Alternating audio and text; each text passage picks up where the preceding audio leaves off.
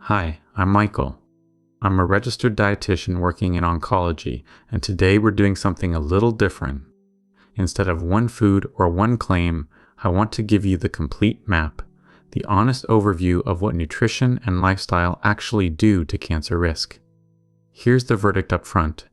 A handful of big things move your risk in meaningful ways: body weight, alcohol, processed meat, fiber and plant foods, sugary drinks, and physical activity.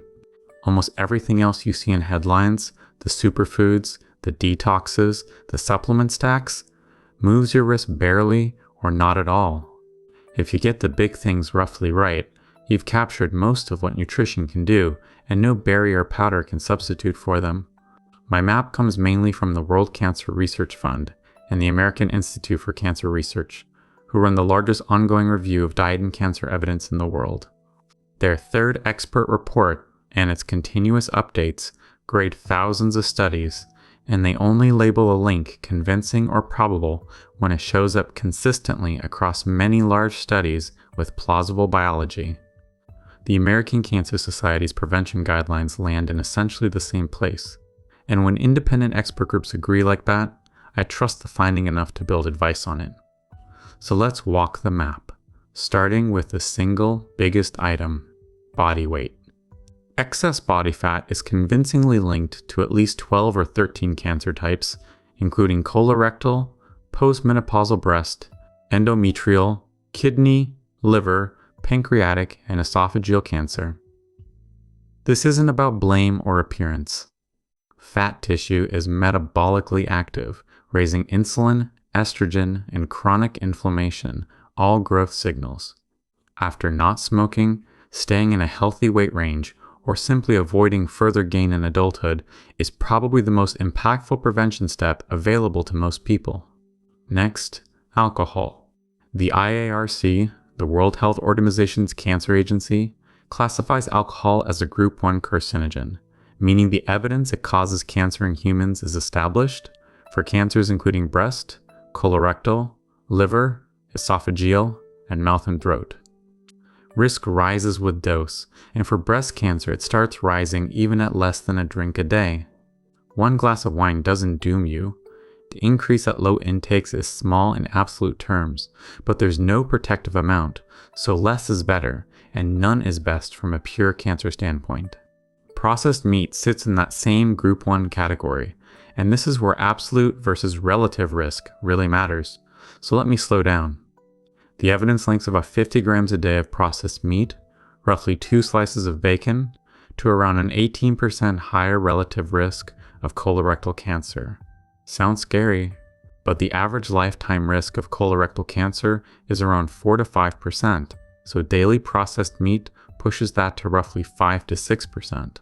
That's real, and it's why I say keep bacon, hot dogs, and deli meat occasional rather than daily. But it is not smoking, which multiplies lung cancer risk many times over. Red meat overall carries a probable but weaker link, so moderate portions a few times a week are a reasonable place to land. On the protective side, the strongest story is fiber and plant foods. Higher fiber intake, especially from whole grains, is convincingly linked to lower colorectal cancer risk, with a modest reduction for each additional 10 grams of fiber per day. Vegetables, fruits, and legumes travel with lower risk of several cancers, partly on their own merits, and partly because they crowd out the harmful list and help with weight. Sugary drinks make the list mainly through that weight pathway. They're the easiest excess calories in the modern diet, and WCRF specifically recommends limiting them. And physical activity has convincing evidence for lowering colon cancer risk, with good evidence for breast and endometrial too. I've done a whole video on that one. Now, the other half of the map. What does not meaningfully move risk? No single superfood prevents cancer.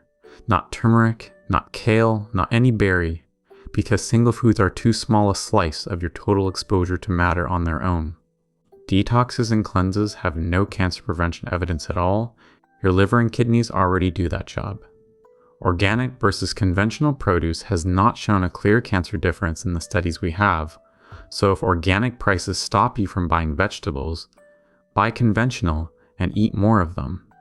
and prevention supplements have repeatedly failed in large randomized trials, and in a couple of famous cases, like high-dose beta-carotene in smokers, actually increased cancer rates. Both WCRF and the American Cancer Society say plainly, don't rely on supplements for cancer prevention. Put the evidence together, and it draws a plate for you. Fill roughly 2/3 of it with plants, vegetables, fruits, whole grains, beans, and nuts, and the remaining third with lean proteins like fish, poultry, eggs, and dairy, with red meat in moderation and processed meat occasional. Drink mostly water and coffee or tea, keep alcohol minimal, and move your body most days. If that sounds unremarkable, that's the point. The evidence-based answer is boring. One caveat, if you're in active treatment right now. Everything I've said today is about prevention over decades, and treatment changes the assignment. If you're losing weight or struggling to eat, getting enough calories and protein takes priority over ideal food choices. And this is exactly when you should ask for the oncology dietitian at your center. So here's the recap of the whole map. Weight, alcohol, processed meat, fiber and plants, sugary drinks, and activity are the levers that matter. Superfoods, detoxes, organic-only shopping, and prevention supplements are not. Think in absolute risk, small shifts on common cancers, built by a whole diet pattern over years. The full article with sources for every claim is linked below, and as always, work with your own oncology team on anything touching your care. Thanks for being here.